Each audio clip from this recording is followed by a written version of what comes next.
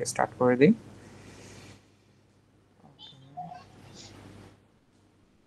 ঠিক আছে, তাহলে হচ্ছে আমরা স্টার্ট করি। বিসমিল্লাহির রহমানির রহিম। আজকে আমরা নতুন চ্যাপ্টার পড়তে যাব। দেখো ভালো মতো, সবার ফার্স্টে এখানে একটা কথা বলছে যে হচ্ছে মানব শারীরতত্ত্ব। ঠিক আছে, শারীরতত্ত্ব বা ফিজিওলজি মানে কি একটু জেনে নিই আমরা।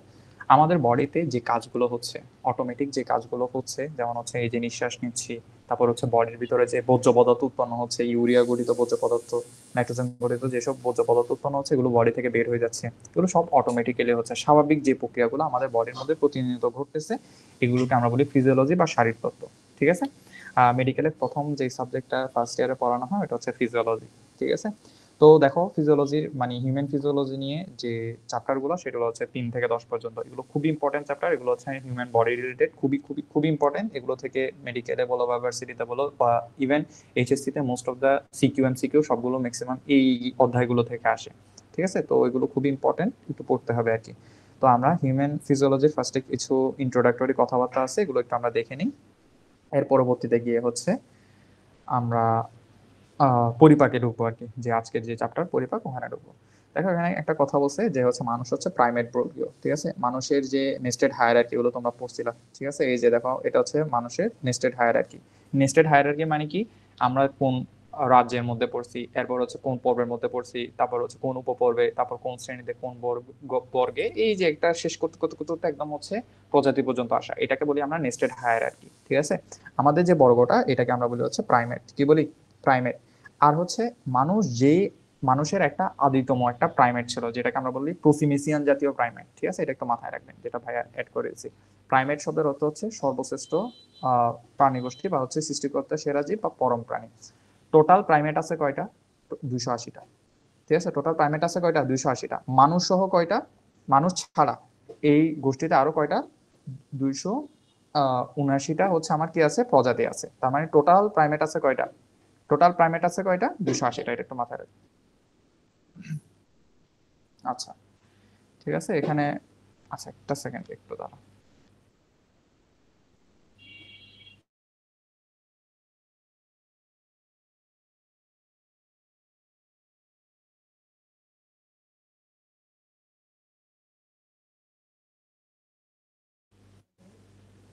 আচ্ছা ঠিক আছে, আমরা হচ্ছে আসি যে হচ্ছে মামালিয়া বা হচ্ছে স্তন্যপায়ী স্তন্যপায়ী শ্রেণীর যে বৈশিষ্ট্যগুলো একটু দেখার চেষ্টা করি। স্তন্যপায়ীদের বৈশিষ্ট্য কি?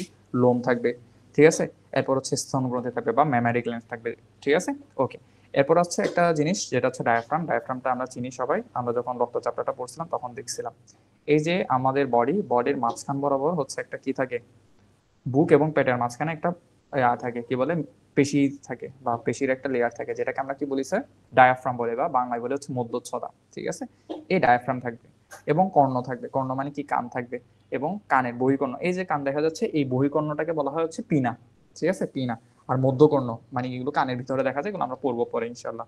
এখানে 3টা অস্থি থাকে, ক্ষুদ্রাস্থি, যদি জানি মেলিয়াস, মেলিয়াস একটু ছোট করে দিই, ইনকাস, আরেকটা হচ্ছে স্টেপিস। 3টা হাড্ডি পাওয়া যায়। ঠিক আছে, এবং হচ্ছে এগুলো এগুলো আমরা পরে দেখবো, সমস্যা নাই। রক্ত সম্বন্ধতন্ত্র, ঠিক আছে, আমাদের রক্ত সম্বন্ধতন্ত্র কিরকম? বদ্ধ প্রকৃতির। আমরা পড়ছিলাম বদ্ধ প্রকৃতি মানে কি, সবসময় এটা হচ্ছে রক্তনালী এবং হচ্ছে হার্টের মধ্যে থাকে, এর বাইরে বের হয়ে আসে না। এই জন্য হচ্ছে এটা হচ্ছে বদ্ধ ধরনের আমার হচ্ছে সার্কুলেটরি সিস্টেম। এরপর আসেন যে দন্তবিন্যাস। দন্তবিন্যাস মানে যে দাঁত, আমাদের দাঁতগুলো কি টাইপের? আচ্ছা বলো তো, আমাদের দাঁতগুলো কি সবগুলো সেম নাকি এক একটা এক এক সাইজের বা এক এক রকম? বলেন তো। এক একটা সেম?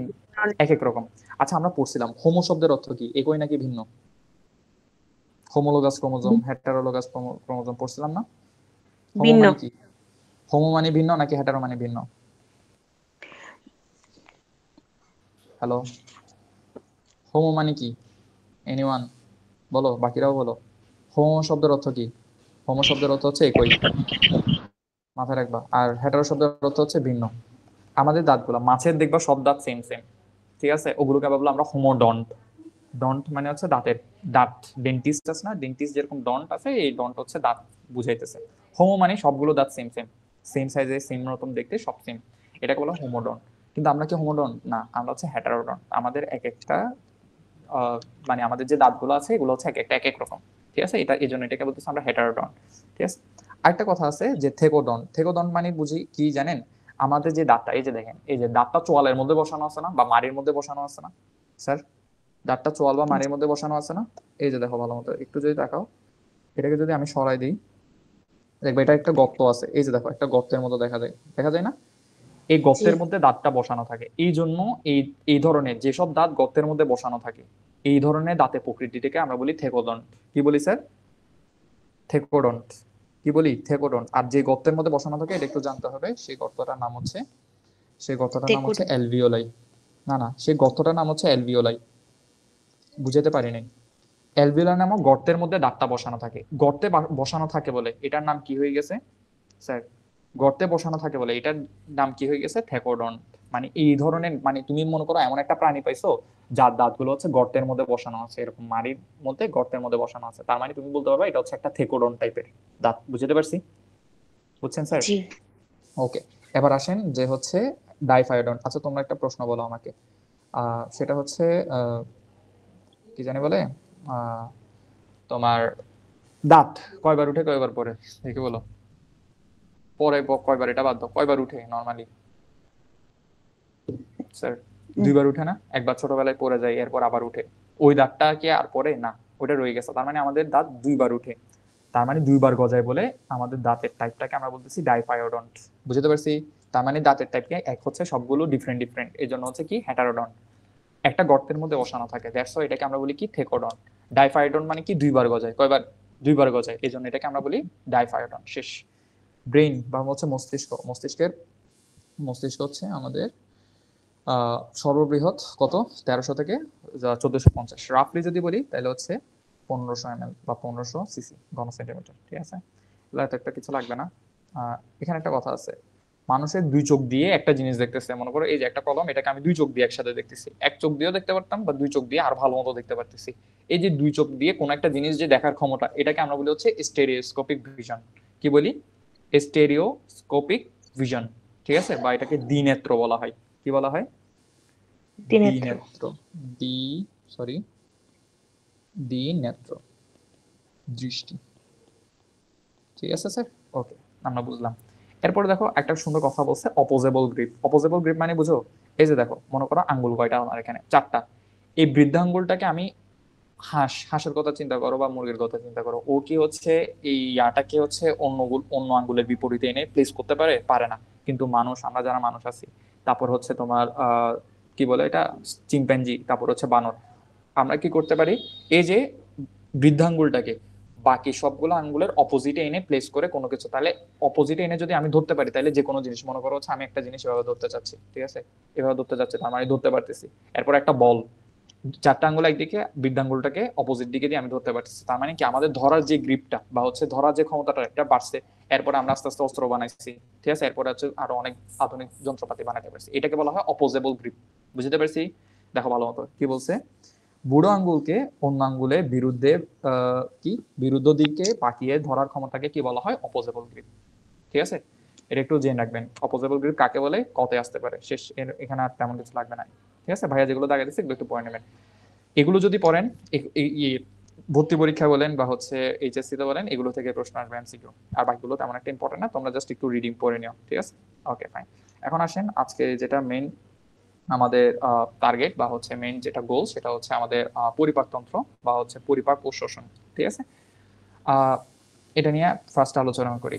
এটা হচ্ছে আমাদের ধরনের ফিজিওলজি। ফিজিওলজি মানে কি, এই পরিপাকটা কিভাবে হচ্ছে, আমি একটা খাবার খাচ্ছি, বিশাল বড় একটা ভাত খাইতেছি বা হচ্ছে একটা চিকেন খাইতেছি বা হচ্ছে একটা আলু খাইতেছি, এটা আমার, দেখো ভালো মতো, কোষের মধ্যে চলে যাচ্ছে।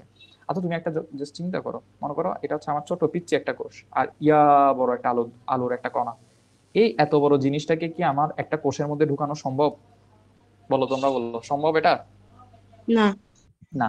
তাইলে পরিপাক হচ্ছে এমন একটা প্রক্রিয়া যেখানে এই যে বিশাল অংশটা আমার এমন একটা ফর্মে আসবে, এটাকে ভেঙে টুকরা টুকরা করব বা হচ্ছে ছোট ছোট করব, একদম মানে হচ্ছে আমার সেল নিতে পারবে। কিসের? কোষের গ্রহণ উপযোগী, কোষের গ্রহণ উপযোগী একটা ফর্মে নিয়ে আসতে হবে। যখন এই কোষের গ্রহণ উপযোগী একটা ফর্মে নিয়ে আসতে পারবো, তখন এই কোষটা আমার হচ্ছে ওই জিনিসটাকে খাইতে পারবে। বুঝতে পারছি? তার মানে জি। আমার যে প্রক্রিয়ার মাধ্যমে একটা বিশাল আলুকে আমি এমন একটা ফর্মে নিয়ে আসছি বা এমন একটা অবস্থায় নিয়ে আসছি, যেটা আমার একটা কোষ, মাইক্রোস্কোপিক্যাল কোষ ওই জিনিসটাকে হচ্ছে বডির মধ্যে নিতে পারবে এবং নিয়ে কি করবে এটা তো আপনারা জানেন, নিয়ে কি করবে বলেন। মনে করো C6H12O6 এটার সাথে অক্সিজেন বিক্রিয়া করে কি তৈরি করে রে, এটিপি। আমরা তো শক্তির জন্যই খাইতেছি তাই না, নাকি মজা লাগতেছে খাইতেছি, মজা লাগে এই জন্য খাই, কিন্তু শক্তির জন্যই তো মেইনলি খাই। তার মানে মেইন কাজ হচ্ছে এটিপি তৈরি করা, আর এটিপি কি শক্তি, বুঝতে পারছি। তার মানে এই যে শক্তি উৎপন্ন করার জন্য আমরা হচ্ছে যে খাবারটা খাচ্ছি, ভাত চাল যাই খাই, ওইটা হচ্ছে অনেক বড়।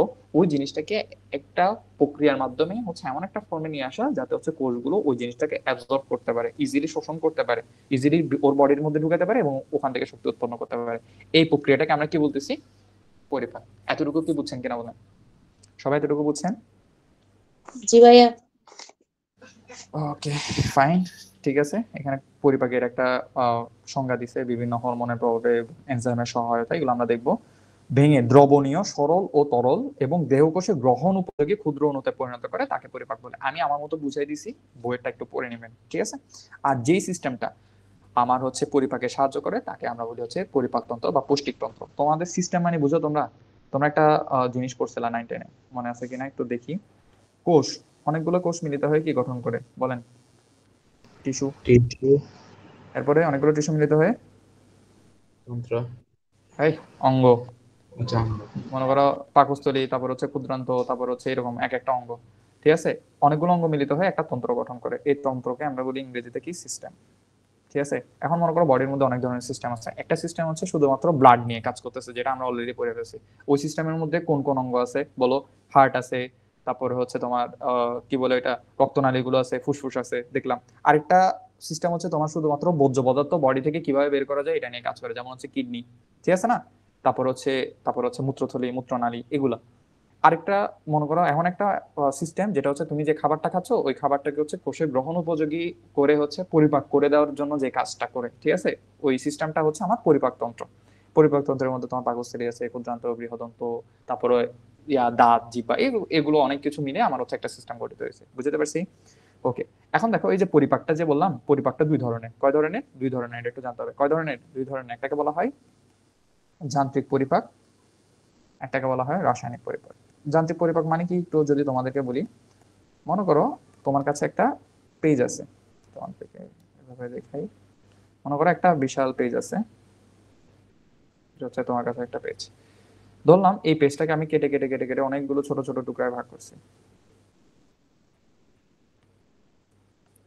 জাস্ট বুঝে নাও আর কি, ঠিক আছে। এগুলোকে আরো মাইক্রোস্কোপ করে কাটে। আচ্ছা, এখানে যদি এই পার্টটাকেও নিয়ে আসি, জাস্ট এই পার্টটাকেও যদি নিয়ে আসি, এটা এখনো পেজটাই আছে না বলেন, এটা এখনো পেজই, মানে একটা কাগজের টুকরাই থাকবে, তাই না। এটা কি একটা কাগজের টুকরা, জাস্ট কি কি করলাম আমি, সাইজে ছোট করলাম কেটে কেটে। আচ্ছা, এখানে কি আসলে এটার রাসায়নিক কোনো পরিবর্তন হয়েছে, এটা ভৌত পরিবর্তন না। তোমরা পড়ছিলা রাসায়নিক পরিবর্তন, ভৌত পরিবর্তন। মনে করো একটা পেজকে অনেকগুলো টুকরা যদি ছিঁড়ি, আলটিমেটলি এটা কি থাকে, পেজই থাকে। মনে করো পানিকে ভাঙতে ভাঙতে ভাঙতে ভাঙতে এমন একটা পর্যায়ে গেছো যেটা হচ্ছে শুধুমাত্র একটা H2O আছে, তখনও কি এটা পানিই তো, H2O মানে কি পানি। যখন এই H2O-টাকে ভাঙবা, একদিকে পাবা হচ্ছে হাইড্রোজেন, একদিকে পাবা হচ্ছে অক্সিজেন, তখন এটা কি আর পানি আছে, সরি, তখন এটা কি আর পানি আছে না। স্যার, তখন এটা কি হয়ে গেছে, ডিফারেন্ট হয়ে গেছে। ওইটাকে আমরা বলবো হচ্ছে রাসায়নিক পরিবর্তন। বুঝতে পারছি কিনা এবার, বুঝছেন। জি। তাহলে কি আমার হচ্ছে যান্ত্রিক পরিপাকে কি করব, আমি হচ্ছে যে খাবারটা খাবো ওইটাকে হচ্ছে ছোট ছোট ছোট ছোট অনেকগুলো টুকরায় ভাগ করবো। ভাগ করার পরে ওই যে ছোট যে টুকরাটা আছে এটার উপর এবার হচ্ছে বিভিন্ন কেমিক্যাল দিব, কি দিব, বিভিন্ন হচ্ছে কেমিক্যাল দেবো। মনে করো এই যে ছোট টুকরাটা, এটার উপর হচ্ছে তোমার বিভিন্ন ধরনের কেমিক্যাল আমি এখানের মধ্যে দিব। দেওয়ার পরে এই জিনিসটা একেবারে হচ্ছে এমন একটা ফর্মে চলে আসবে, একদম ক্ষুদ্র ফর্মে চলে আসবে। এটা হচ্ছে ওই যে বললাম সরল ফর্মে, সরল রূপে, সরল রূপ ধারণ করবে, সরল রূপ ধারণ করবে। এই সরল রূপটাই কে খাইতে পারবে, কোষ খাইতে পারবে, বুঝতে পারছি। আর এই যে এখানে যে কেমিক্যাল গুলো আমি ইউজ করতেছি, যে কেমিক্যাল গুলো দিয়ে আমি হচ্ছে কোন একটা খাদ্যের রাসায়নিক পরিপাক ঘটাইতেছি, কেমিক্যাল মানে তো বুঝি রাসায়নিক, ওই কেমিক্যাল গুলা মেইনলি করে হচ্ছে এনজাইম। মেইনলি রাসায়নিক পরিপাক করে কে, এনজাইম। তার মানে এনজাইমটা কি করে, যে খাবারটাকে আমি ছোট ছোট ছোট ছোট অনেকগুলো টুকরায় ভাগ করছি, ওগুলোকে আরো মাইক্রোস্কোপিক্যালি মানে হচ্ছে একদম আণবিক লেভেলে ভাঙে, ভাঙার পরে এমন একটা ফর্মে আনে যেটা হচ্ছে কোষ গ্রহণ করতে পারে। বুঝতে পারছি, বুঝতে পারছি। এটা হচ্ছে আমার রাসায়নিক পরিপাক, বলেন বুঝছেন কিনা। জি ভাইয়া।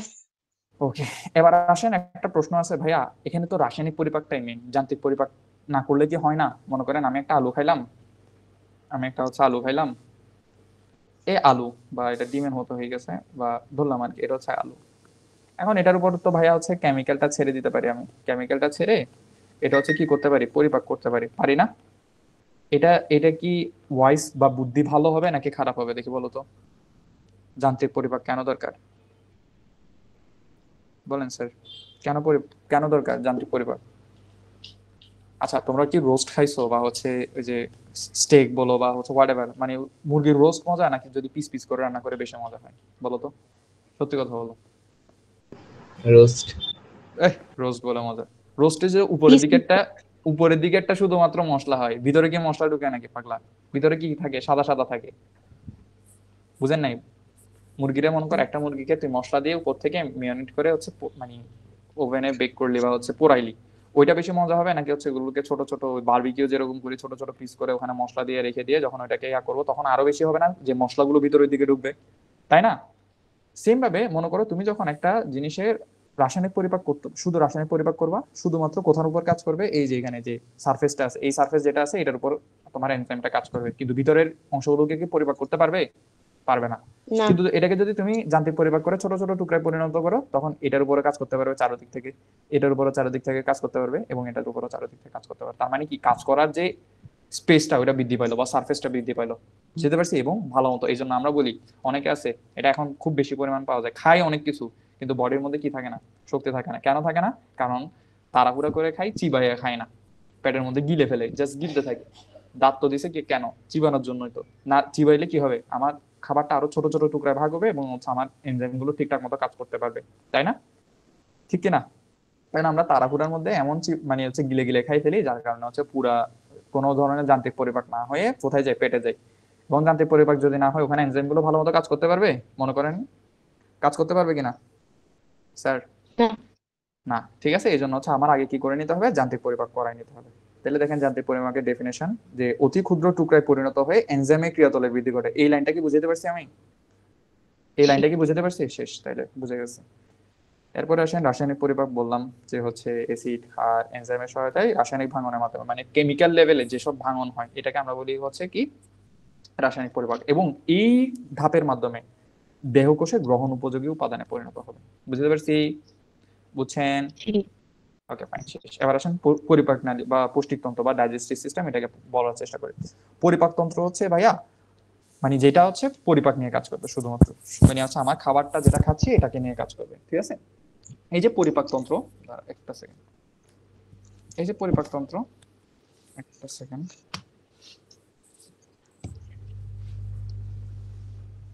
হ্যাঁ ঠিক আছে। দেখেন ভালো মতো, এই যে পরিপাকতন্ত্র যেটা আছে এটা দুই ভাগে ভাগ হচ্ছে, একটা হচ্ছে পরিপাক নালী, একটা হচ্ছে পরিপাক গ্রন্থি। পরিপাক নালীটা কি, এই যে মুখছিদ্র থেকে মানে যেখান থেকে খাইতেছি এখান থেকে শুরু করে একেবারে শুরু করে করে করে নালী বুড়ি হয়ে একেবারে পায়ু ছিদ্র পর্যন্ত, এটা হচ্ছে পুরাটা পৌষ্টিক নালী বা হচ্ছে পরিপাক নালী।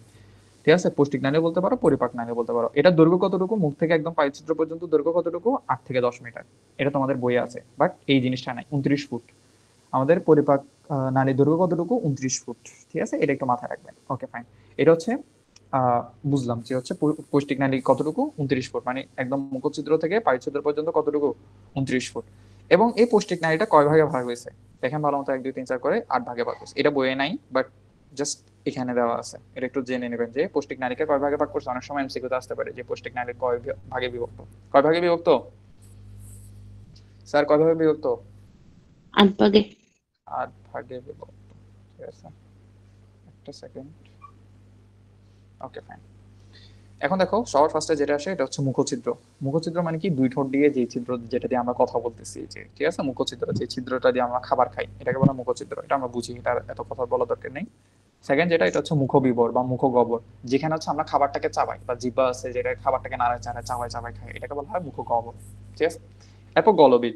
গলবিল কোনটা জানেন স্যার? এই যে মুখ হা করলে দেওয়াল যেটা দেখা যায় না, পিছনের দিকে যে দেওয়ালটা দেখা যাইতেছে না, এই যে এখান থেকে এই যে অংশটাকে কি বলা হয়, গলবিল বলা হয়।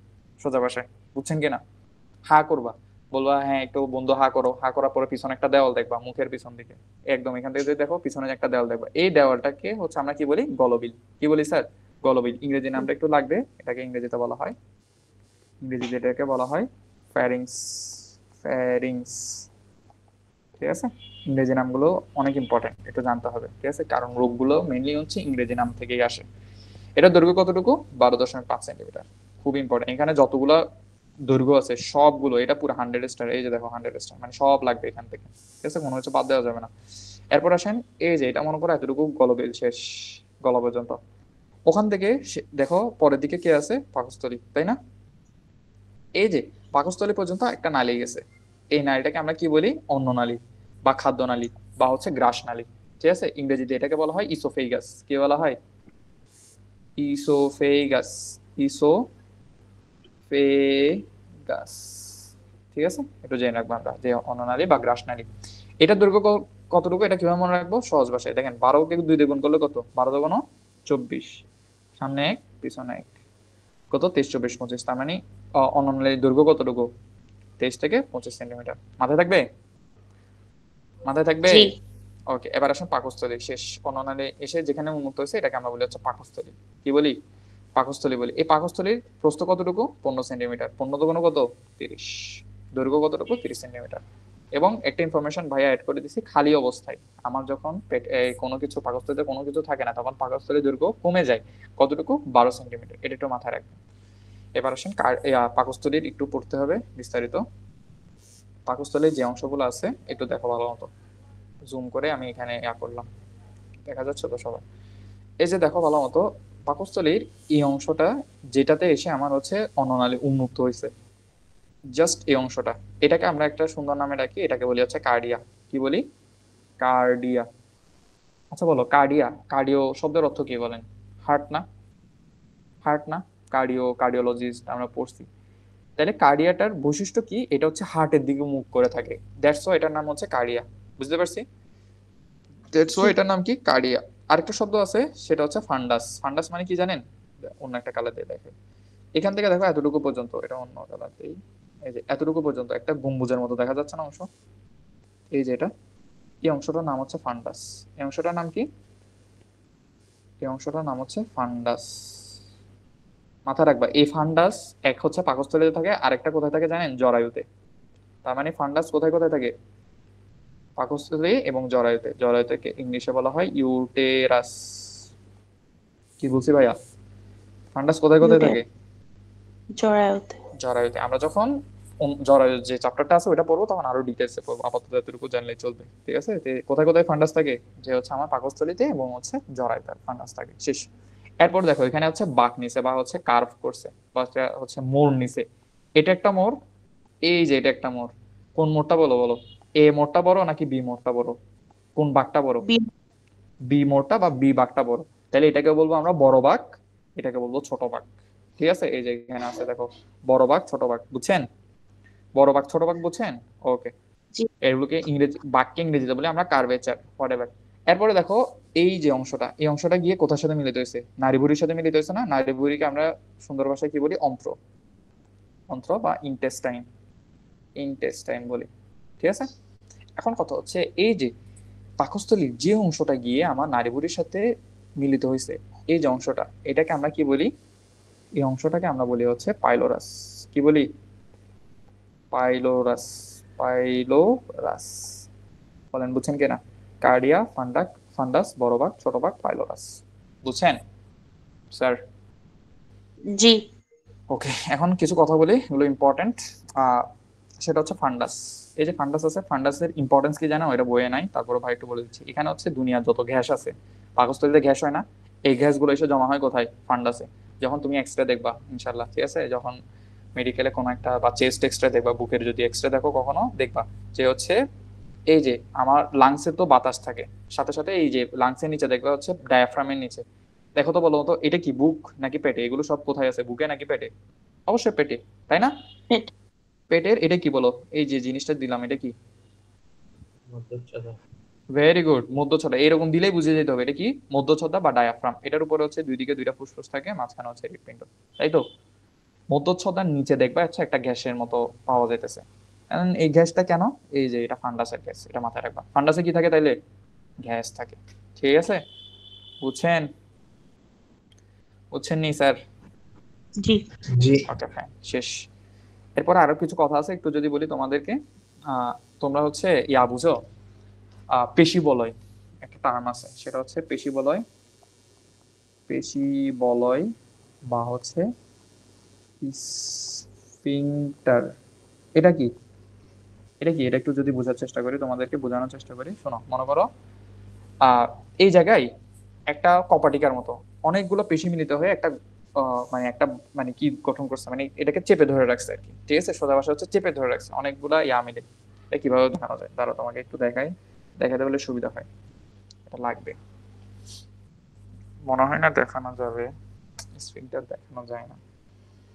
তোমাদেরকে জাস্ট একটা কথা বলি না, মনে করো একটা পাইপ, ঠিক আছে, কোথাও গিয়ে যখন অ্যাড হয় তখন ওখানে আমরা এটা রশি দিয়ে বাঁধ দিয়ে রাখি না স্যার? রশি দিয়ে বেঁধে রাখি না? একটা দাঁড়া, একটা সেকেন্ড এই যেখানে দেখো অনেকগুলো সিস্টেমের কথা আছে, ডাইজেস্টিভ সিস্টেম, পাকস্থলী কি দেখানো যাবে? এই যে, দেখানো যেতে পারে। দেখো দেখো দেখো দেখো দেখো, এটা কি বলো, দেখা যাইতেছে?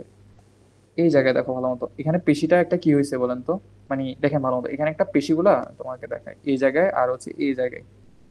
তো তোমাকে এভাবে দেখায়, এবার ড্র করি এখানে। আচ্ছা, ঠিক আছে। আচ্ছা দেখো ভালো মতো,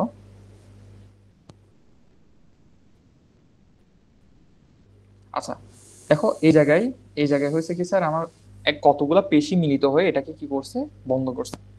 এটা কিরকম, মনে করো কোথাও পাইপ যখন যায় তখন এটাকে বেঁধে রাখি না আমরা, সেম ভাবে এই জায়গায় হচ্ছে অনেকগুলো পেশি মিলিত হয়ে একটা হচ্ছে দরজার মতো তৈরি করছে। এই দরজাটার কাজ কি, যখন এখান থেকে খাবার নামবে, খাবারটা নেমে কোথায় যখন পাকস্থলীতে চলে যাবে তখন দরজাটা আবার বন্ধ হয়ে যাবে। যার কারণে কি খাবারটা এদিকে কি হয়ে আসতে পারবে না, আবার উপরের দিকে উঠে আসতে পারবে না। বুঝতে পারছি? এই জিনিসটাকে কি বলা হয়, পেশি বলয়। কি বলা হয়? বেশি পেশি বলে। বলয়, বা ইংরেজিতে বলা হয় স্ফিংটার। সেম। আচ্ছা বলো তো এখানে কি আছে, কার্ডিয়া নাকি ফান্ডাস নাকি বড় ভাগ, ছোট ভাগ নাকি পাইলোরাস, যেটা এখন মার্কিং করতেছি? কার্ডিয়া। কার্ডিয়া না? তাইলে এই ধরনের ইয়াটাকে স্ফিংটারকে আমরা বলি হচ্ছে কার্ডিয়াক স্ফিংটার। বুঝতে পারছি? আচ্ছা বলো তো, এই জায়গায় আরেকটা স্ফিংটার আছে না? এই জায়গায় আরেকটা স্ফিংটার আছে না, দেখা যাচ্ছে এই যে এই তোমাকে যেটা এখন শো করাচ্ছে এটা হচ্ছে স্ফিংটার। তোমাকে যে একটু জুম করে যখন পরে যদি একটু জুম করে দেখাই, এই যে দেখো এখানে পেশিটা দেখো একটু ভিতরের দিকে গেছে না, বা একটু মোচড় করে, মানে একটু বেশি ভিতরের দিকে না? এই জিনিসটাকে আমরা বলি হচ্ছে স্ফিংটার। বুঝতে পারছি? এই জিনিসটাকে কি বলি? স্ফিংটার।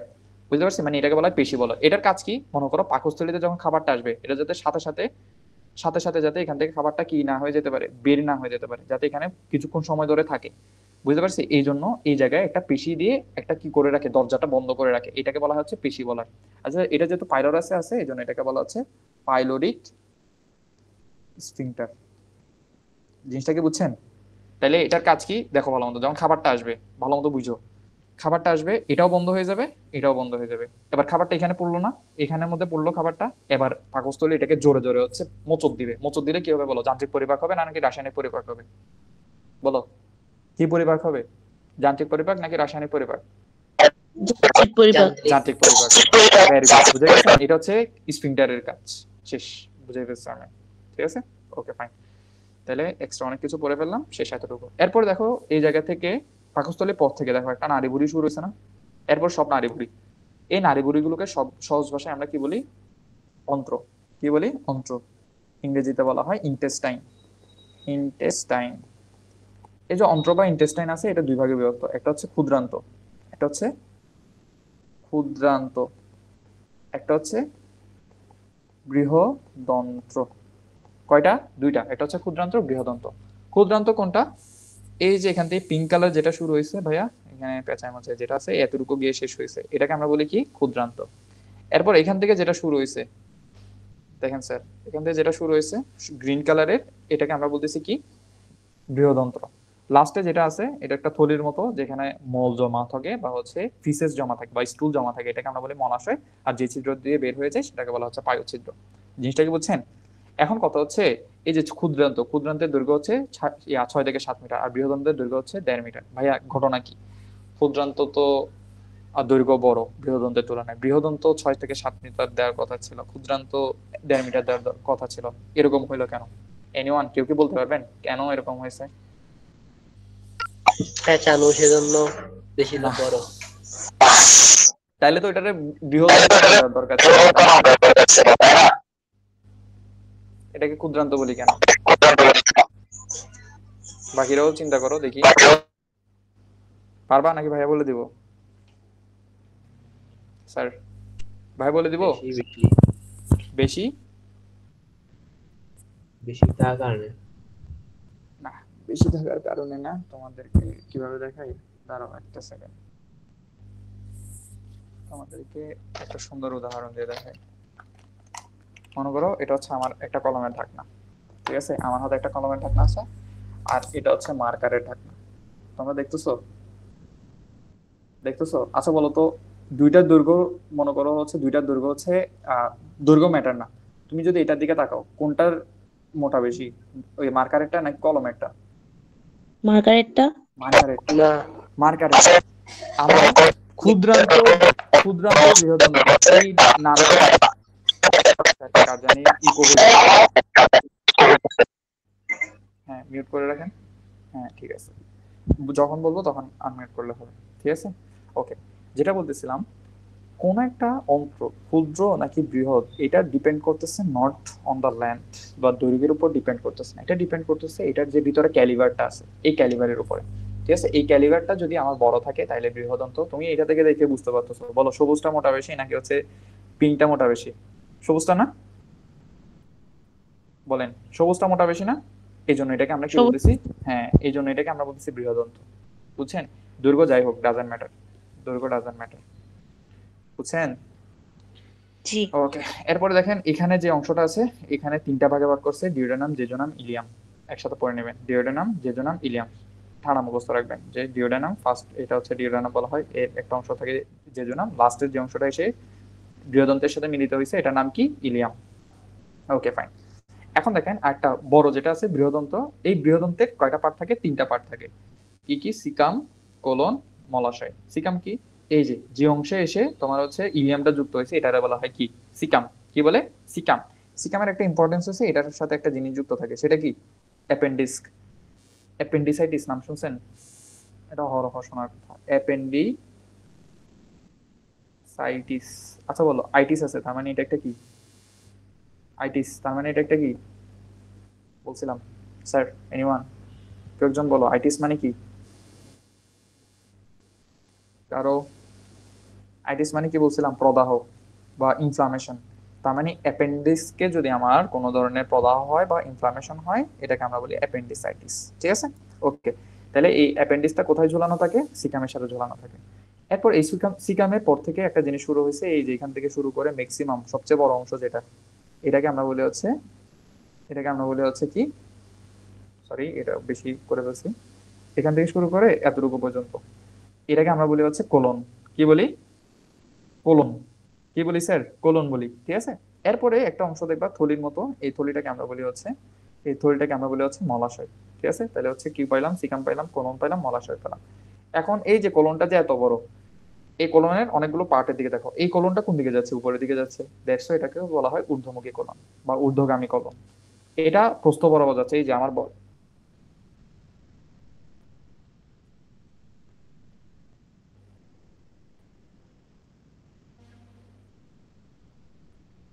হ্যালো, আমাকে শোনা যাচ্ছে? জি জি। জি স্ক্রিনে চলে ভাইয়া। গেল কেন? স্ক্রিনে দেখা ভাইয়া যাচ্ছে মাথা আমাকে? চাপ করতেছে। দেখা যাচ্ছে না, নেট সমস্যা ভাইয়া। আচ্ছা একটু দাঁড়াও, এরকম তো হওয়ার কথা না। হ্যাঁ এখন তো হচ্ছে, একটা সেকেন্ড। আচ্ছা, দেখা যাচ্ছে এখন? সরি, আমার ওই যে শ্যাটার বন্ধ হয়ে গেছে, এখন দেখা যাচ্ছে? তোমরা বলবা না? দেখা যাচ্ছে। জি ভাইয়া দেখাচ্ছে। ওকে ঠিক আছে, কতটুকু কতটুকু শুনছেন আপনারা বলেন? শোনা গেছিল ঠিকঠাক মতো? জি আচ্ছা ঠিক আছে, তাইলে এতটুকু হইলে হয়েছে। আচ্ছা দেখেন, তাইলে কি বললাম? কোলনটা বুঝছি আমরা, এই কোলনটা হচ্ছে ঊর্ধ্বগামী, এই জন্য এটাকে বলা হয় ঊর্ধ্বগামী কোলন বা ঊর্ধ্বমুখী কোলন। এটা হচ্ছে আমার প্রস্থ বরাবর যাচ্ছে, দেখেন এটা আমার প্রস্থ না বডি, এটার প্রস্থ, এটা হচ্ছে দৈর্ঘ্য। তার মানে এটা হচ্ছে যেহেতু প্রস্থ বরাবর যাচ্ছে, এই জন্য এটাকে বলা হয় অনুপ্রস্থ কোলন। এটা নিচের দিকে নামতেছে, এই জন্য এটাকে বলা হয় নিম্নগামী কোলন। এরপর দেখো এই জায়গা থেকে কোলনটা একটু এস শেপ, এস আকৃতি বা সিগময়েড, সিগমা আকৃতির, ঠিক আছে? এস আকৃতির যে অংশটা আছে এটাকে আমরা বলি হচ্ছে সিগময়েড কোলন। এটার পাশে দিয়ে লিখে রাখেন, বইয়ে আপনারা হচ্ছে লিখে নেবেন, এটা হচ্ছে এস আকৃতির, এস আকৃতির অংশ। ঠিক আছে, এটাকে বলি আমরা সিগময়েড কলন, বুঝছেন? এরপরে লাস্টে হচ্ছে এটা কি, রেকটাম বা হচ্ছে মলাশয়, এরপর হচ্ছে পায়ুচিত্র। বলেন বুঝছেন কিনা? এতটুকু পর্যন্ত সবাই বুঝছি স্যার? জি।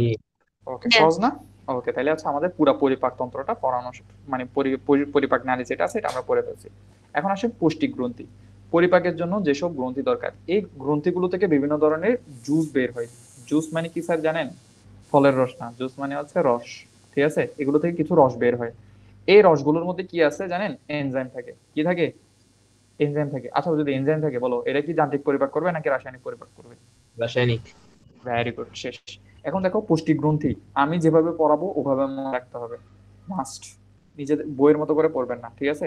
বইয়ের গুলো পড়বা ঠিক আছে, কিন্তু আমি যে সিকোয়েন্সে পড়াচ্ছি ওই সিকোয়েন্সে পড়তে হবে, প্লিজ। সবাইকে রিকোয়েস্ট করতেছি। পুষ্টি গ্রন্থি বা পরিপাক গ্রন্থি কি কি আছে? সবার ফার্স্টে হচ্ছে উপর থেকে আসি আমরা, লালা গ্রন্থি। ঠিক আছে, কোথায় থাকে?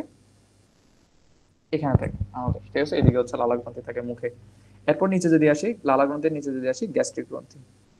গ্যাস্ট্রিক শব্দের অর্থ কি জানেন? বলেন। গ্যাস্ট্রিক শব্দটা যেখানে দেখবা, গ্যাস্ট্রিক শব্দের অর্থ হচ্ছে পাকস্থলী। কি? পাকস্থলী। এটা মাস্ট, এটা বুঝে নিবা। গ্যাস্ট্রিক গ্রন্থি মানে পাকস্থলীর গ্রন্থি, গ্যাস্ট্রিক রস পাকস্থলীর রস, ঠিক আছে? বুঝতে পারছি? গ্যাস্ট্রিক শব্দটা যেখানে দেখবা বুঝে নেবে হচ্ছে পাকস্থলীর কথাবার্তা বলছে। ওকে, ফাইন। এরপরে যেটা পড়বা সেটা হচ্ছে যকৃৎ। যকৃৎ থেকে যে রসটা বের হয়, লালা গ্রন্থি থেকে যে রসটা বের হয় সেটাকে বলি আমরা লালা রস বা লালা, যেটাই বলেন। গ্যাস্ট্রিক গ্রন্থি থেকে যে রসটা বের হয় এটাকে বলা হয় গ্যাস্ট্রিক রস, গ্যাস্ট্রিক রস। আর যকৃৎ থেকে যে রসটা বের হয় এটাকে বলা হয় পিত্তরস। কি বলা হয়? পিত। পিত দেখবা অনেক সময় হচ্ছে গরু বা ছাগল যখন কোরবানি দাও, ঠিক আছে, তখন দেখো না যে হচ্ছে একটা পিত বলে, মানে সবুজ কালারের বা হচ্ছে একটু খয়েরি, যেটা পড়লে পুরো মাংস টাংস সব তিতা হয়ে যায়, ঠিক আছে? এটা হচ্ছে যকৃতের যে পিত্তথলির যে পিত্ত রসটা থাকে, মানে যকৃৎ থেকে যে রসটা বের হয় এটাকে বলা হয় পিত্তরস। এরপরে আসো অগ্নাশয়। অগ্নাশয়, অগ্নাশয় থেকে যেটা বের হয় সেটা হচ্ছে অগ্নাশয় রস, অগ্নাশয় রস। আর আন্তিক গ্রন্থি থেকে যেটা বের হয় সেটা হচ্ছে আন্তিক রস। এগুলো কি একটু বুঝাই দিতেছি। আন্তিক গ্রন্থি, সেটা হচ্ছে আন্তিক রস, একটু বুঝাই। আন্তিক রস, আমি যে সিকোয়েন্সে বলছি এই সিকোয়েন্সে পড়তে হবে, আর কোনো উপায় নাই, এইভাবে পড়তে হবে। 1 2 3 4 5, টোটাল গ্রন্থি কয়টা? 5টা। এটা একটু মাথায় রাখতে হবে, ঠিক আছে? এখন দেখো এই গ্রন্থিগুলোকে আমরা একটু দেখার চেষ্টা করি। দেখেন স্যার, সরি, আমরা ডাইজেস্টিভ সিস্টেমটাকে আনি। এই যে দেখো ভালো মতো, সবার ফার্স্টে উপরে কি? উপরে এগুলো কি? এই যে যেগুলো দেখা যাচ্ছে এগুলো কি? এই যে যেটা মার্কিং করলাম এগুলো কি? লালা গ্রন্থি। শেষ। তাহলে এখানে পরে আর কোনো গ্রন্থি নেই। এরপর আসেন পাকস্থলীতে। এই যে পাকস্থলী, পাকস্থলীতে যে গ্রন্থিগুলো আছে এগুলোকে কি বলবো আমরা? গ্যাস্ট্রিক গ্রন্থি। পাকস্থলীর ডানে আছে কে? পাকস্থলীর ডানে আছে হচ্ছে আমার, আচ্ছা এই ছবিটার থেকে তোমাদের বইয়ে যে ছবিটা দিচ্ছে ওইটা দিয়ে দেখাইলে ভালো হয় বেশি। এটা দেখাবো পরে, আগে ওইটা দেখাই আনি, তাহলে তোমাদের জন্য সুবিধা হয়। দেখো ভালো মতো, আসেন আমি যে সিকোয়েন্সে বলছি। ফার্স্ট হচ্ছে লালা, লালার গ্রন্থি, এখান থেকে লালা রস বের হবে। এরপরে গ্যাস্ট্রিক গ্রন্থি, গ্যাস্ট্রিক গ্রন্থি থেকে গ্যাস্ট্রিক রস বের হবে। এরপর ডান পাশে হচ্ছে আমার লিভার, যেখান থেকে আমার কি রস বের হবে? পিত্ত রস। আর বাম পাশে হচ্ছে আমার অগ্নাশয়, যেখান থেকে কি রস বের হবে? অগ্নাশয় রস বের হবে। আন্তিক রস কি? এই যে অন্ত্র আছে, অন্ত্রের মধ্যে কিছু কোষ আছে, ঠিক আছে, এরকম কিছু সেল আছে, এই সেলগুলো কিছু রস নিঃসরণ করে, ওইটাকে বলে আমরা আন্তিক রস। বুঝতে পারছি? একদম সিকোয়েন্সিয়ালি ভাইয়া যেভাবে বলছি এভাবে মনে রাখতে হবে, কারণ আমি নেক্সটে যা যা পড়াবো সবগুলো এই সিকোয়েন্সের উপর ডিপেন্ড করে। এই জন্য বারবার বলতেছি এই সিকোয়েন্সটা মাথায় রাখতে হবে, আমি যেভাবে বলতেছি এভাবেই পড়তে হবে। বুঝছেন কিনা বলেন? বুঝছেন জি স্যার? ভাই। এখানের মধ্যে একটা ঘাপলা আছে। ঘাপলা হচ্ছে কি? আমি কি বলছিলাম, এইসব গ্রন্থি থেকে যেসব রস বের হয় এই রসের গুলোর মধ্যে কি থাকে স্যার? এনজাইম। ভেরি গুড, কি থাকে? এনজাইম থাকে। এই এনজাইম থাকার কারণে এগুলো কি পরিপাক করতে পারে? রাসায়নিক পরিপাক করতে পারে, তাই তো? রাসায়নিক পরিপাক করতে পারে, বুঝতে পারছি? তাই এই যে রাসায়নিক পরিপাক করতে পারতেছে, আচ্ছা মনে করো তোমাকে আমি বললাম এমন একটা গ্রন্থি যেটা কোনো ধরনের এনজাইম নিঃসরণ করে না, সেটাকে রাসায়নিক পরিপাক করতে পারবে? পারবে কিনা? যকৃৎ হচ্ছে এমন একটা গ্রন্থি যেটা কোনো ধরনের কি নিঃসরণ করে না? এনজাইম নিঃসরণ করে না। এটা একটু মাথায় রাখবা। যকৃৎ কি নিঃসরণ করে না? No enzyme. তাহলে নো এনজাইম হলে নো রাসায়নিক পরিপাক, নো পরিপাক, ঠিক আছে? তার মানে ওর রাসায়নিক পরিপাকে কোনো ভূমিকা নাই, ঠিক আছে? ও রাসায়নিক পরিপাকে কোনো কি নাই, ভূমিকা নাই, তাহলে তোমাকে প্রশ্নটা এইভাবে করতে পারি আমি, ঠিক আছে, যে হচ্ছে আহ নিচের কোন গ্রন্থি রাসায়নিক পরিপাকে অংশ নেয় না বা পরিপাকে অংশ নেয় না, পরিপাকে অংশ নেয় কিন্তু রাসায়নিক পরিপাকে অংশ নেয় না, কোনটা বলো, এই পাঁচটার মধ্যে কোনটা হবে? যকৃৎ। ঠিক আছে, বুঝাইতে পারছি স্যার? বাকি সবগুলো রস কি নিঃসরণ করে? বাকি সবগুলো রস এনজাইম নিঃসরণ করে, শুধুমাত্র একমাত্র যকৃৎটা আমার কি করতে পারে না, যকৃৎটা একমাত্র আমার হচ্ছে এনজাইম নিঃসরণ করতে পারে না, যার কারণে এটা কোনো ধরনের রাসায়নিক পরিপাক করে না। তাহলে কি ক্লিয়ার? করে? এর কাজ আছে, যোগ পড়বো এগুলো, প্রত্যেকটা প্রত্যেকটা অঙ্গ, এখানে প্রত্যেকটা লালা গ্রন্থি, প্রত্যেকটা গ্যাস্ট্রিক গ্রন্থি, যকৃৎ, অগ্নাশয়, এগুলো আমরা আলাদা আলাদা করে সুন্দর মতো পড়বো ইনশাআল্লাহ। ঠিক আছে, এগুলো নিয়েই তো চ্যাপ্টারটা, তাহলে আমরা দেখবো যখন যকৃৎ পড়বো তখন গিয়ে আমি বলবো তখন এর কাজ কি। আপাতত এতটুকু জেনে রাখো, এটার কোনো ধরনের কি থাকে না, এনজাইম নিঃসরণ করে না, যার কারণে ও কোনো ধরনের কি পরিপাক করতে পারে না, রাসায়নিক পরিপাকে অংশ নিতে পারবে না। ঠিক আছে, ওকে, ফলস ইয়ার দিতেছে কে, বুঝছেন কিনা স্যার? তাহলে এগুলো একটু পড়ে নেবেন, যে আর এখানের মতো পড়বেন না, আমি যেভাবে বলছি সেভাবে পড়বেন। লালা গ্রন্থি পর উপর থেকে নিচে সিরিয়ালে আসবা, দেখো ভালো মতো, লালা গ্রন্থি, এরপরে কাকে পাইছো, গ্যাস্ট্রিক গ্রন্থি, এর পাশে ডানে যাবা, ডানে গেলে যকৃৎ, বামে গেলে হচ্ছে অগ্নাশয়, আর অন্ত্র মানে কি পুরা অন্ত্র জুড়ে, এই যে এখানে পুরো অন্ত্র জুড়ে কি থাকবে, আন্তিক গ্রন্থি থাকবে, এবং আন্তিক গ্রন্থি থেকে আন্তিক রস বের হবে, শেষ। এগুলো একটা পড়ে নিবা, এগুলো রিডিং পড়া লাগবে না, লাগবে না, লাগবে না। এখান থেকে দেখো এই চারটা পড়ে নিও যে কোনটা কি পরিমাণ লাগবে, ঠিক আছে। এরপরে এখানে একটা কথা আছে যে স্নেহদ্রব্য, এটা হচ্ছে তাপশক্তি উৎপাদন, ঠিক আছে, একটা কথা লিখে রাখো, এটা হচ্ছে শর্করার তুলনায়, শর্করার তুলনায় দ্বিগুণ শক্তি, শর্করার তুলনায় দ্বিগুণ শক্তি দেয়, টোয়াইস এক্স, 2x এনার্জি দেয়, ঠিক আছে। শর্করার তুলনায় দ্বিগুণ তাপশক্তি উৎপাদন করে কে, আমার হচ্ছে লিপিড। তার মানে মনে করো তোমাকে হচ্ছে আহ বললো হচ্ছে তুমি অল্প খাইতে পারবা কিন্তু বেশি শক্তি লাগবে, এরকম খাবার কি, চর্বি, ঠিক আছে। চর্বির মধ্যে আমার মনে করো ঘি, বা একটা চালের মধ্যে যতটুকু তোমার কি থাকবে, এনার্জি থাকবে বা ক্যালোরি থাকবে, এর চেয়ে বেশি ক্যালোরি থাকবে তোমার কোথায়, বাদামের মধ্যে, বুঝতে পারছি, যেখানে হচ্ছে লিপিড জমা আছে। এটা একটু জেনে রাখবেন যে এটার মেইন কাজ হচ্ছে তাপশক্তি উৎপাদন এবং দেহে তাপ নিয়ন্ত্রণ, ঠিক আছে। ভিটামিন টিটামিন এগুলো একটু পড়ে নেবা, এই মানগুলো মনে রাখতে পারো, ঠিক আছে, একবার রিডিং পড়বা যতটুকু মনে থাকে, বাট এগুলো একটু মাথায় রাখবা, ঠিক আছে। শেষ শেষ শেষ শেষ, এগুলো লাগবে না, এগুলো এখন দেখার দরকার নেই, এগুলোর দিকে তাকানোর কোনো দরকার নেই, ঠিক আছে। আসো মুখে আসো। আচ্ছা, ঠিক আছে, মুখ আসার আগে তোমাদেরকে যেটা ইম্পর্টেন্ট জিনিস, পরিপাক, পরিপাক চ্যাপ্টারই তো বলতেছি, পরিপাকের অংশটা একটু পড়ায় ফেলে, ঠিক আছে। এটা পড়ানোর পরে আমাদের কাছে চ্যাপ্টারটা একদম ইজি হয়ে যাবে, ঠিক আছে। আজকে দেখে কতটুকু পর্যন্ত শেষ করানো যায়। দেখো, বলো খাদ্যের উপাদান কয়টা, ছোটবেলা থেকে পড়ে আসছো, খাদ্যের উপাদান বলো দেখি, কেউ একজন। একটা আদর্শ খাদ্যে কয়টা উপাদান থাকে? 6টা। হ্যাঁ, ভেরি গুড, বলো একটা একটা বলতে থাকো, দেখি বলো। শর্করা, শর্করা, প্রোটিন, প্রোটিন বা স্নেহ, আমিষ। হ্যাঁ, শর্করা, প্রোটিন, শর্করাকে ইংরেজিতে বলা হয় হচ্ছে কার্বোহাইড্রেট, কি বলা হয়, লিখে দিই, কার্বোহাইড্রেট, কারণ এটা বারবার বলা স্নেহ, হয়। স্নেহ তেল জাতীয় পদার্থ, দাঁড়াও এক সেকেন্ড, ও, পানি, একটা সেকেন্ড, খনিজ একটা সেকেন্ড। লবণ। হ্যাঁ, ভেরি গুড। কে বলতেছে রে, নাম কি? সুন্দর, এরপর ভালো আছে। ভিটামিন, হ্যাঁ, ভেরি গুড। কার্বোহাইড্রেট, আমিষকে আমরা কি বলি, প্রোটিন। তারপর যেটা স্নেহ বা চর্বি যেটাকে বলি, ঠিক আছে, স্নেহ বা চর্বি যেটাকে বলে, এটাকে আমরা ইংরেজিতে বলি লিপিড, ঠিক আছে, কি বলি, লিপিড। এই তিনটা হচ্ছে মেইন। এর পাশাপাশি কি উৎপন্ন হয়, ভিটামিন, ভিটামিন, খনিজ লবণ, পানি। লবণ, পানি। মজার ব্যাপার কি হচ্ছে জানিস, এই যে ভিটামিন, খনিজ লবণ, যে পানি আছে, এগুলোকে আমার আলাদা করে পরিপাক করতে হয় না, এগুলো আমার কোষে ডিরেক্টলি প্রবেশ করে। একটা কোষ আছে, এই কোষের মধ্যে ইজিলি ওরা অটোমেটিক্যালি ঢুকে যায়, ঠিক আছে। এই জন্য এদেরকে পরিপাক করতে হয় না। পরিপাক কাদেরকে করতে হয়, এই তিনটা জিনিসকে, কাকে কাকে, শর্করা, আমিষ, স্নেহ, এদেরকে ডিরেক্টলি আমার কি করতে হয়, ডিরেক্টলি আমি সেলের মধ্যে ঢুকাতে পারবো না। ঢুকানোর জন্য এদেরকে কিছু একটা প্রসেস করতে হবে, মানে সেলের গ্রহণ উপযোগী একটা ফর্মে নিতে হবে। যেমন পানি, পানিকে আমি পানির কোনো রূপান্তর করতে পারবো না, পানি যদি কোষের সংস্পর্শে আসে কোষ এটাকে অটোমেটিক্যালি নিয়ে নিবে, বুঝতে পারছি। তার মানে এই তিনটা উপাদানে কোনো মানে কোনো ধরনের পরিপাকের কোনো দরকার নাই, এগুলো অটোমেটিকলি আমার সেলের মধ্যে আসবে। পরিপাক করতে হবে কাকে কাকে, শর্করা, আমিষ, স্নেহকে, ঠিক আছে। ওকে, এবার হচ্ছে আমি একটা চার্ট দিচ্ছি, এই চার্টটা ইম্পর্টেন্ট, এটাকে আমি হচ্ছে একটু করে দিই। আচ্ছা, ঠিক আছে, এই চার্টটা আমি যেভাবে বলতেছি এভাবে করতে হবে। আচ্ছা বলো, কোন গ্রন্থি রাসায়নিক পরিপাক করে না, কোন গ্রন্থি রাসায়নিক পরিপাক করে না, একটু আগে বললাম। ক্রোমোজোম থেকে যকৃত রাসায়নিক পরিপাক যকৃৎ। তাইলে আমার ইয়াগুলো একটু দেখি, লালারস, গ্যাস্ট্রিক রস, সিকোয়েন্সিয়ালি আমি যেভাবে মনে রাখতে বলছি সেভাবে মনে রাখতে হবে। গ্যাস্ট্রিক রস, অগ্নাশয় রস, পিত্তরস আসবে? বলেন পিত্তরস কি আসবে? তাইলে যকৃতের রসটা কি আমি নিব কিনা? নিব না।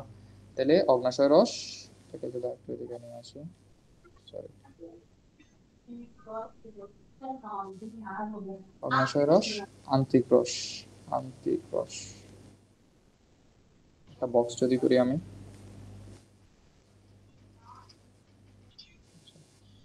বক্সটা করি আমি সুন্দর করে একটা, এটা তোমাদের দেখো ভালো মতো। আর এখানে রাখলাম হচ্ছে আমি কার্বোহাইড্রেটকে বা শর্করা, এটাকে রাখলাম হচ্ছে শর্করা। এখানে রাখলাম হচ্ছে আমি আমিষ, এখানে রাখলাম আমি স্নেহ। সবসময় মাথা রাখবো, আমি যে এই চারটা যে পড়াইতেছি এটা হচ্ছে তোমরা স্ক্রিনশট তুলে রাখো বা হচ্ছে ভাইয়া ক্লাস নোটে দিয়ে দেবো, ঠিক আছে? শর্করা কোথায় কোথায় পরিপাক হয় মাথা রাখবেন ভালো মতো। লালা রসে পরিপাক হয়, গ্যাস্ট্রিক রসে পরিপাক হয় না, অগ্নাশয় রসে হয়, আন্ত্রিক রসে হয়। বুঝতে পারছি? তার মানে কি, শর্করা কোথায় কোথায় পরিপাক হয়? লালা রসে, অগ্নাশয় রসে, আন্ত্রিক রসে, সোজা ভাষায়। আমিষ কোথায় কোথায় পরিপাক হয়? লালা রসে, আমিষ, স্নেহ কোনোটাই পরিপাক হয় না। এখানে দেখেন ইয়ার ক্ষেত্রে আমিষ কোথায় কোথায় পরিপাক হয়? গ্যাস্ট্রিক রস, অগ্নাশয় রস, আন্ত্রিক রস। আবার স্নেহটা কোথায় কোথায় পরিপাক হয়? অগ্নাশয় রস আর হচ্ছে আন্ত্রিক রস। বুঝতে পারছি? তার মানে কি, আন্ত্রিক রস আর হচ্ছে অগ্নাশয় রসে সবকিছু পরিপাক হচ্ছে। লালা রসে শুধুমাত্র কে পরিপাক হচ্ছে? বলেন। লালা রসে শুধুমাত্র কে পরিপাক হচ্ছে? শর্করা। আর শর্করা। গ্যাস্ট্রিক রসে শুধুমাত্র কে পরিপাক হচ্ছে? আমিষ। তার মানে এই চার্ট দিয়ে তুমি এখন বলতে পারবে না কোথায় কি পরিপাক হয় না হয়, সব তোমার মাথায় চলে আসছে। ঠিক আছে? ওকে, এবার আসো আমরা প্রত্যেকটা উপাদান কিভাবে পরিপাক হয় এটা আমাদের মতো করে পড়বো। স্যার একটা কথা বলতেছি প্লিজ, আপনাদের কাছে রিকোয়েস্ট, আমি যেভাবে পড়াইতেছি এভাবে একটু পড়বেন। আমি যেভাবে পড়াইতেছি এভাবে একটু পড়বেন। এটা এরকম টাইপ করে দিলাম।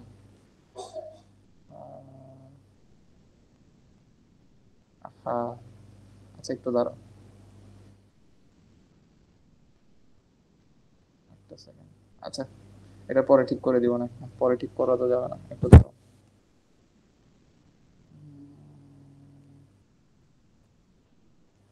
ঠিক আছে, ওকে। এই পেজটাকে একটু উল্টাই দিই আমরা।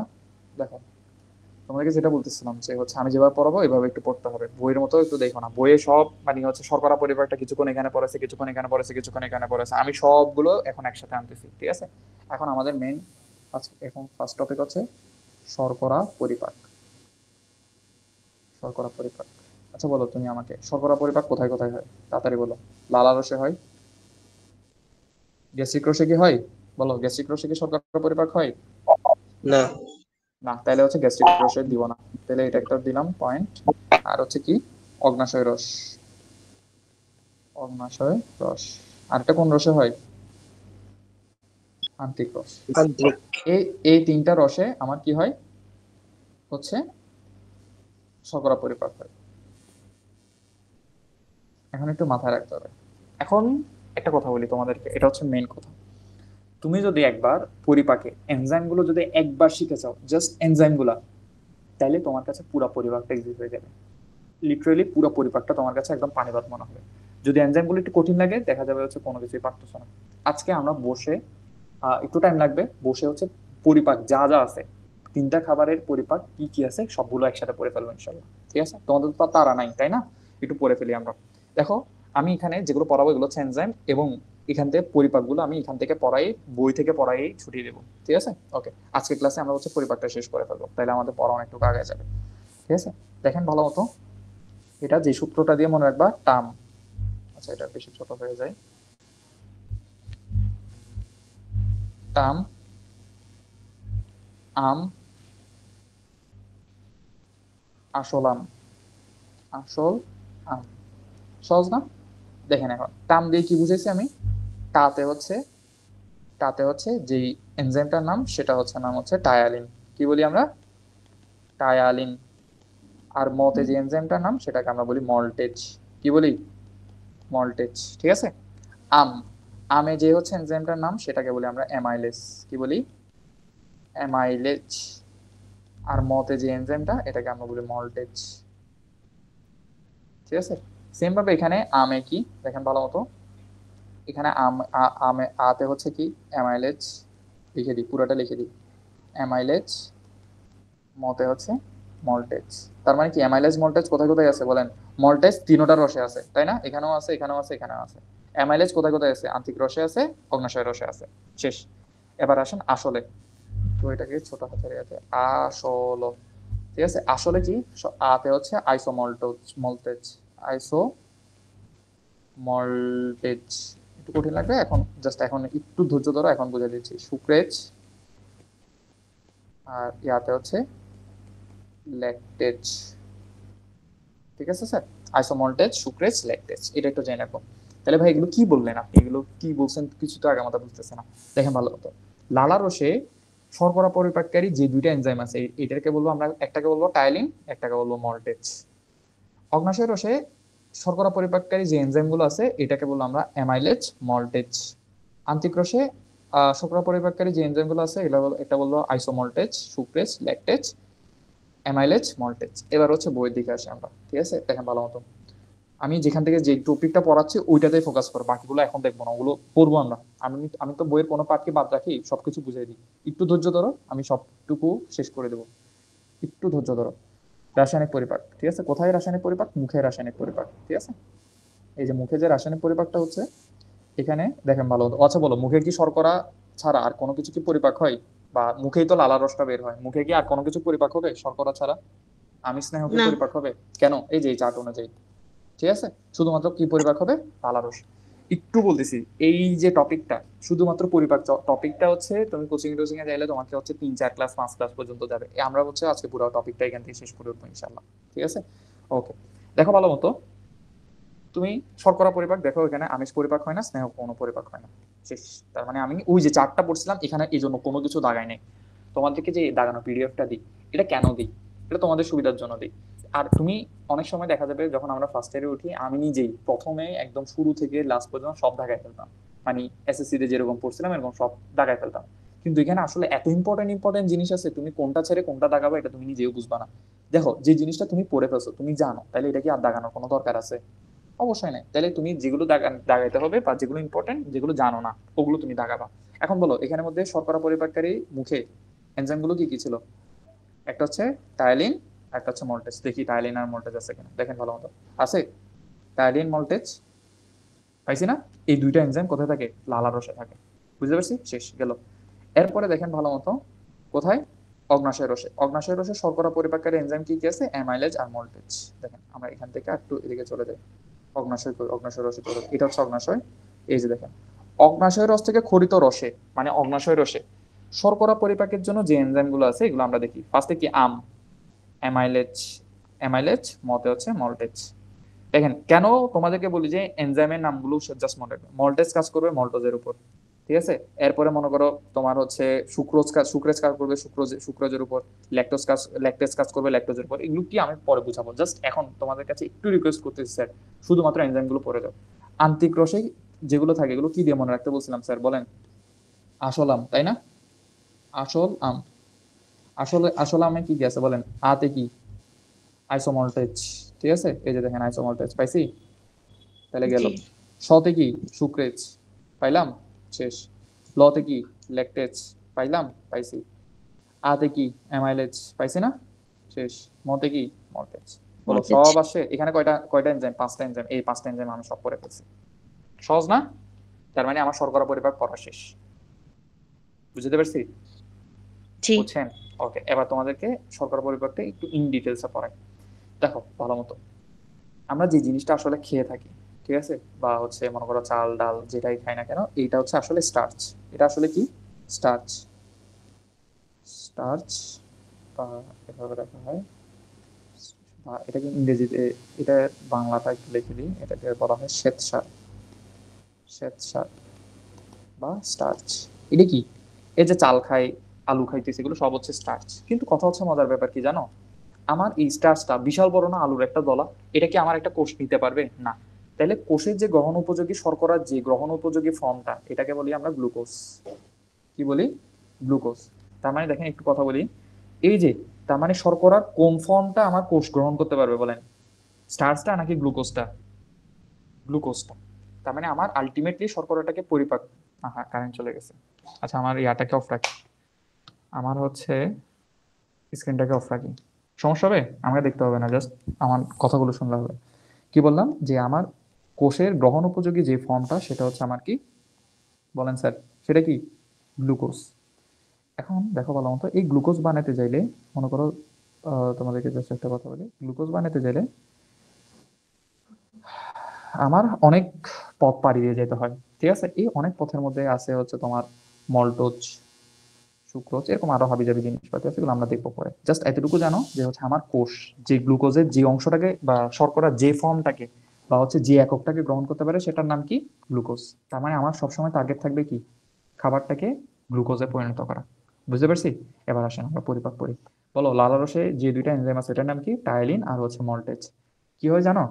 আমরা যে জটিল শর্করাটা খাই, জটিল শর্করা মানে কি? স্টার্চ, তাই না? কথা বলতে হবে। জটিল শর্করা মানে কি? স্টার্চ বা শ্বেতসার। হ্যালো, শোনা যায়? জি হ্যালো হ্যালো, ভাইয়া শোনা। একটু কথা বলবেন, ঠিক আছে? ওকে। এই জটিল শর্করা মানে হচ্ছে স্টার্চ বা হচ্ছে শ্বেতসার। এই জটিল শর্করা পাশে যে লেখা রাখেন সিদ্ধ শর্করা। কি শর্করা? সিদ্ধ শর্করা। এই যে সিদ্ধ শর্করা বা স্টার্চ যেটা আছে, এই স্টার্চের উপর মুখের একটা এনজাইম কাজ করে, সেটার নাম হচ্ছে টায়ালিন। সেটার নাম কি? টায়ালিন। এটাকে আমার ভেঙে, যদি স্টার্চটাকে ভেঙে মল্টোজে রূপান্তর করে। কিসে? মল্টোজে। এবং এই মল্টোজের উপর মল্টেজ কাজ করে গ্লুকোজে পরিণত করে। এখানে বই ভুল আছে, আপনারা একটু লিখে রাখেন। এক অণু মল্টেজকে ভাঙলে, এক অণু মল্টোজকে ভাঙলে আমি 2 অণু গ্লুকোজ পাই। কয় অণু গ্লুকোজ? 2 অণু গ্লুকোজ পাই। একটু লিখে রাখেন বইয়ের মধ্যে, যে এক অণু মল্টোজকে ভাঙলে আমি 2 অণু গ্লুকোজ পাই। তাইলে গ্লুকোজ প্লাস গ্লুকোজ। বুঝতে পারছি? আচ্ছা মনে করো যদি এখন তুমি একটা কাঁচা আলু খাই ফেলো, তখন কি এই বিক্রিয়াটা হবে মুখে? বলো, না। হবে? না। কারণ কি? এটা হচ্ছে আমার সিদ্ধ শর্করার উপর কাজ করে, এটা বইয়ে নাই, এটা একটু জেনে রাখবেন।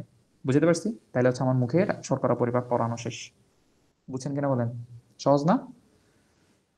সহজ। টাইলিনটা কার উপর কাজ করবে? স্টার্চের উপর কাজ করবে, মল্টোজে পরিণত করবে। এই মল্টোজের উপর মল্টেজ কাজ করে গ্লুকোজ, গ্লুকোজে পরিণত করবে।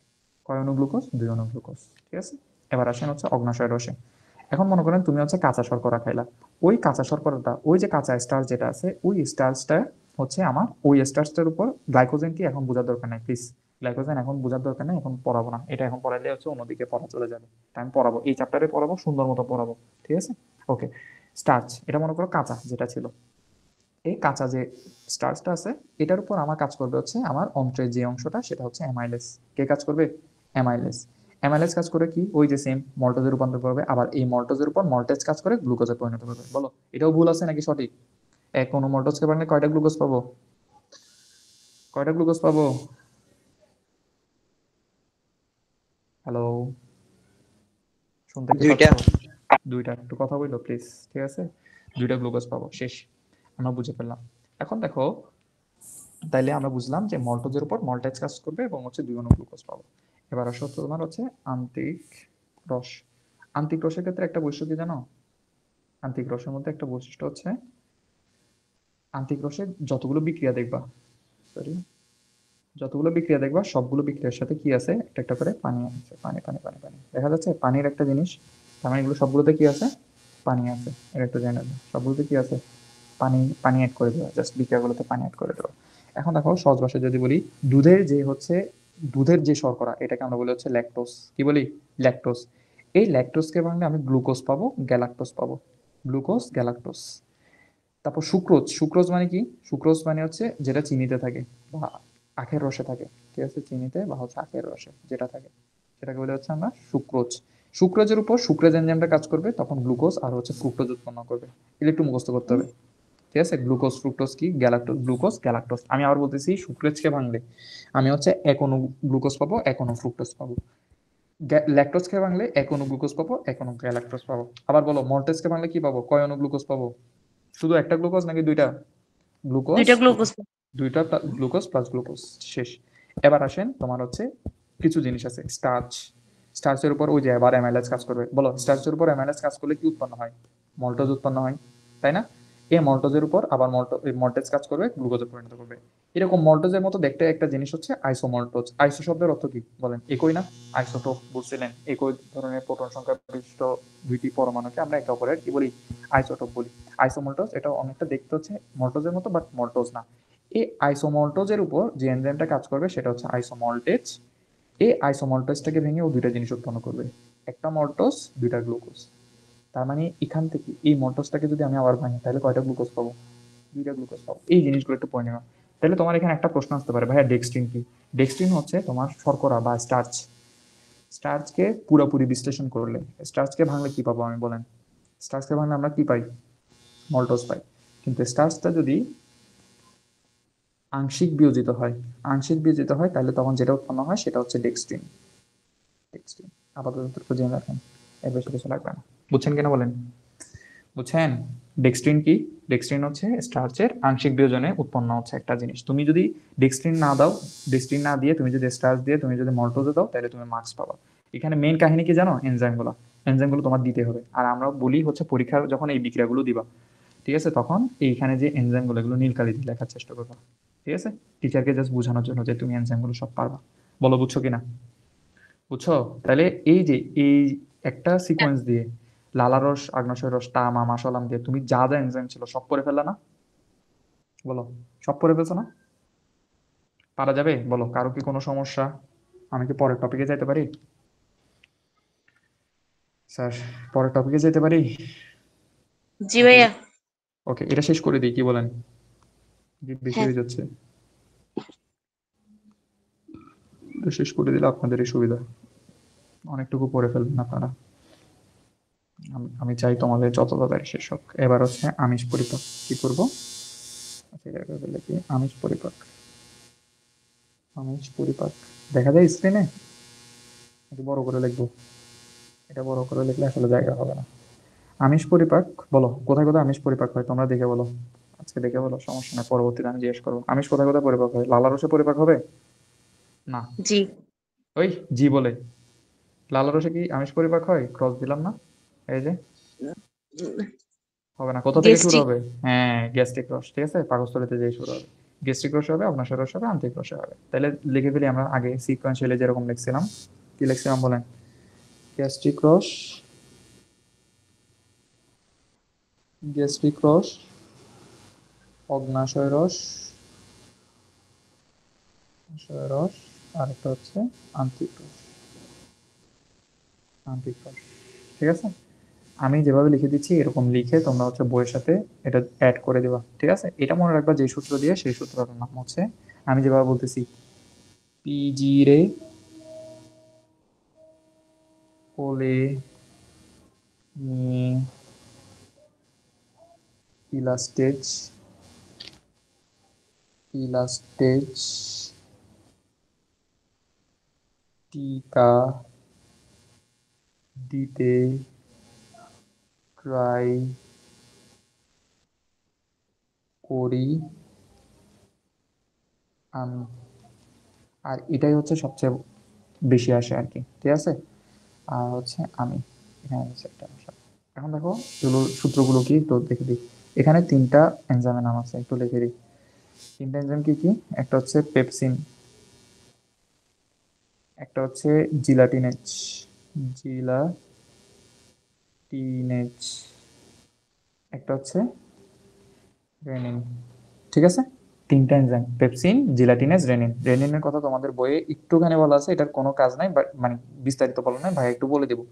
এরপর আসেন অগ্ন্যাশয় রসে। অগ্ন্যাশয় রসে যে এনজাইমটা সবার ফার্স্টে, এটাকে বলা হচ্ছে কোলাজিনেস। কোলাজিনেস, নিয়েতে কোনো কিছু নাই। ইলাস্টেজে যে এনজাইমটা, এটা পুরোপুরি একটা নাম, ইলাস্টেজি। টিকা, এখানে দুইটা এনজাইম, একটা হচ্ছে ট্রিপসিন, ট্রিপসিন, কাইমোট্রিপসিন, কাইমোট্রিপসিন। দিতে হচ্ছে ডাইপেপটাইডেজ, ডাইপেপটাইডেজ। ট্রাইতে হচ্ছে, এদিকে লিখি, ট্রাই পেপটাইডেজ। একটু তাড়াতাড়ি লিখতেছে, হাতের লেখা বাজে হচ্ছে, তোমরা জাস্ট বুঝে নিলে হবে। করিতে হচ্ছে কার্বক্সিপেপটাইড H, একটু কঠিন লাগবে এখন, বাট বই দেখলে একবার সহজ হয়ে যাবে। Carboxypeptide H। আর আমিতে হচ্ছে অ্যামিনোপেপটাইড H, অ্যামিনোপেপটাইডেজ। আর সেম অ্যামিনোপেপটাইডেজ কোথায় আছে দেখতে মন চাইতেছে না। এই অ্যামিনোপেপটাইডেজ মানে আন্তিক্রোশ, এই অ্যামিনোপেপটাইডেজ। এবার হচ্ছে আমরা বইয়ে দেখার চেষ্টা করি, ঠিক আছে? এবার হচ্ছে আমি বইয়ে দেখার চেষ্টা করি। এটাকে তোমার একটা কপি করে এদিকে নিয়ে আসি। এই যে দেখো ভালো মতো বলো, গ্যাস্ট্রিক রোষে কি কি এনজাইম থাকে? Pepsin, gelatinase, rennin. আমি শুধু এনজাইমের নাম পড়াই দেবো, আর বাকিটা তোমরা একটু পড়ে নেবা। দেখো ভালো মতো, পেপসিন, জিলাটিনেজ, আরেকটা আছে কোথায় কোথায় কোথায় কোথায় কোথায়, এই যে রেনিন, ঠিক আছে? এই রেনিন, এটা একটু দেখবা। তাহলে কি কি? Pepsin, gelatinase, renin. ওকে, এই তিনটা এনজাইম। পিজিরে দিয়ে মনে রাখছি কি? Pepsin, gelatinase, rennin. শেষ। অগ্নাশয় রসে দেখো, এটা বিশাল কিন্তু। এই জিনিসটাকে টেনে এখানে নিয়ে আসি। কই কই কই কই, এই যে দেখো ভালো মতো।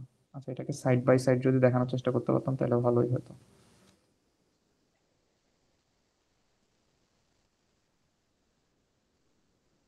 আচ্ছা,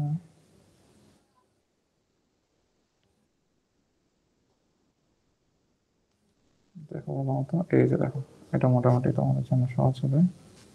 দুইটা স্ট্রিং, দেখো ভালো মতো। এখানে হচ্ছে আমি আটা রাখি, এদিকে হচ্ছে তোমার আটা রাখি, ভালো মতো দেখো। দুইটাতে আমি হচ্ছে দেখানোর চেষ্টা করি তোমাদেরকে। একটু তোমাদের জন্য স্প্লিট করলাম আমি এটাকে। দেখো, গ্যাস্ট্রিক প্রসেস তিনটা এনজাইমকে পাইছি আমরা, বলেন তো পাইছি কিনা? তিনটা এনজাইম দেখাইছি, কি কি দেখেন। এই যে দিকে আছে পেপসিন, জিলাটিনেজ, রেনিন, ঠিক আছে? এই তিনটা এনজাইম কোথায় পাওয়া যায়? গ্যাস্ট্রিক রসে বা পাকস্থলীর রসে। অগ্নাশয় রসে যে এনজাইমগুলো আছে এগুলো একটু আমরা দেখার চেষ্টা করি। অগ্নাশয় রসে দেখেন ভালো মতো, অগ্নাশয় রসে অবস্থিত আমিষ জাতীয় খাদ্যের উপর নিম্নোক্তভাবে ক্রিয়াশীল হয়। এখানে এনজাইমগুলোর নাম সবার ফার্স্টে কোলাজিনেস, দেখি আমরা আছে কিনা। না, আগে হচ্ছে এইখানের গুলো আমরা দেখি মিলছে কিনা। ফার্স্ট হচ্ছে ট্রিপসিন, পাইছি? পাইছি না? রেসপন্স করেন একটু। পাইছি? হ্যালো, কথা শোনা যাচ্ছে না? জি ভাইয়া। আচ্ছা, গরমে পাগল হয়ে যাইতেছি। আচ্ছা, দেখেন ভালো মতো, তাইলে হচ্ছে ট্রিপসিন আছে, অ্যামোট্রিপসিন আছে, আছে। এবার দেখেন কার্বক্সিপেপটাইড H, 3 নাম্বার আছে। আছে। অ্যামিনোপেপটাইড H আছে। জি। ট্রাইপেপটাইড H আছে, জি। আছে। ডাইপেপটাইড H এই যে আছে, আছে। জি। কোলাজেনেস আছে না? কোলাজেনেস, লাস্ট জি। একটা বাকি আছে, ইলাস্টেজ। তার মানে সব এনজাইম আপনার চলে আসে। ইলাস্টেজ কার উপর কাজ করবে? ইলাস্টিনের উপর কাজ করবে, ঠিক আছে? তারপর হচ্ছে তোমার কোলাজেনেস কার উপর কাজ করবে? কোলাজেনের উপর কাজ করবে। ডাইপেপটাইডেজ কার উপর কাজ করবে? ডাইপেপটাইডের উপর কাজ করবে। ট্রাইপেপটাইডেজ কার উপর কাজ করবে? ট্রাইপেপটাইড। সব সেম, একদম সহজ, ঠিক আছে? বুঝাইতে পারছি? সহজ না? সেম ভাবে আন্তিক্রোশে একটা এনজাইম আছে। আন্তিক্রোশে আমিষ পরিপাককারী কয়টা এনজাইম? শুধুমাত্র একটা এনজাইম, সেটা কি? অ্যামিনোপেপটাইডেজ। তার মানে এই যে তোমাকে একটা সিকোয়েন্স বলে দিলাম, এটা দিয়ে তুমি সব কিছু পারবা ইনশাআল্লাহ। বলেন বুঝছেন কিনা? জি ভাইয়া। বুঝছেন? ওকে, জি। বেশ। তাহলে হচ্ছে এগুলোর ডিটেলস আমি এখন বলবো না, যে হচ্ছে আমিষ পরিপাককারী এনজাইমের পরিপাক কিভাবে হয়, এটার ডিটেলস আমি এখন বলবো না, এটা পরে বলবো। এমনকি শর্করা পরিপাকটা বলে দেবো নাকি কঠিন লাগতেছে? বলো, তোমরা যদি বলো তাহলে পরে দেবো, না যদি বলো যে ভাইয়া বেশি হয়ে যাইতেছে আজকে না, তাহলে পরে। বলেন, স্যার বুঝতেছেন নাকি পড়ায় দেবো? কথা বলেন। আপনারা পড়বেন, আপনারা বলবেন না? বেশি হয়ে যাচ্ছে নাকি? হ্যালো, ভাইয়া, পড়াই দিই? কি বলো, পড়াই দিই? সহজ তো। আচ্ছা, দেন পরে দেন। ঠিক আছে, এটা একটু পড়াই দিই। শেষ। এটাও সূত্রগুলো দিয়ে দেবো, তোমরা একটু বাসায় বসে এনজাইমগুলো মুখস্থ করে ফেলবো, ঠিক আছে? একসাথে পড়াই দিচ্ছি, সময় তো আছে। ওকে, দেখো, এটা হচ্ছে লিপিড পরিপাক বা হচ্ছে তোমার চর্বি পরিপাক। এটা মনে রাখবা হচ্ছে, দেখো তুমি বলো লিপিড পরিপাক কোথায় কোথায় হয়? শুধুমাত্র অগ্নাশয় রস আর হচ্ছে আন্তিক রস। বাট একটা ব্যতিক্রম দেখা যায়, গ্যাস্ট্রিক রসে শুধুমাত্র একটা লিপিড বা শুধুমাত্র এক ধরনের চর্বি কি হইতে পারে? পরিপাক হইতে পারে। এই জন্য গ্যাস্ট্রিক রসে একটা ব্যতিক্রম দেখা যায়। ভাইয়া যেভাবে লিখে দিচ্ছে এভাবে দেখবা। গ্যাস্ট্রিক রসে শুধুমাত্র একটা ব্যতিক্রম দেখা যায়, এরপর হচ্ছে অগ্নাশয় রসে আরেকটা হচ্ছে তোমার আন্ত্রিক রস। ঠিক আছে, এখন দেখেন ভালো মতো, এটাই এভাবে মনে রাখবা। পালা, ফোকলা, সহজ, আর হচ্ছে লালেন। আমি আমার মতো মনে রাখছি, তোমরা যদি তোমাদের অন্য কোনো সিস্টেম মনে রাখতে পারো কোনো সমস্যা নেই। পালাতে হচ্ছে যে এনজাইমটার নাম, এটাকে বলা হয় পাকস্থলীয় লাইপেজ। পাকস্থলীয় লাইপেজ। ফোকলা, ঠিক আছে, ফসফোলাইপেজ। ফসফো লাই ফসফোলাইপেজ। কত হচ্ছে কোলেস্টেরল স্টারেজ। কোলেস্টেরল স্টারেজ। আর লাতে হচ্ছে শুধুমাত্র লাইপেজ। লাতে হচ্ছে আবার লাইপেজ। তারপর হচ্ছে লেসিথিনেজ। লেসিথিনেজ। মেতে হচ্ছে মনো গ্লিসা রাইটিস। ঠিক আছে, ওকে। দেখেন তাহলে কয়টা, এখানে একটা, সরি, এখানে হচ্ছে একটা এনজাইম, এখানে তিনটা, ফসফোলাইপেজ, ফসফোএস্টারেজ, আর হচ্ছে লাইপেজ, আর এখানে হচ্ছে তিনটা এনজাইম। এগুলো যদি তোমরা একটু বই থেকে দেখো, তোমাদেরকে একটু দেখাই দিই, দেখেন ভালো মতো একটু দেখাই দিই। কোথায়, এই যে পাকস্থলী।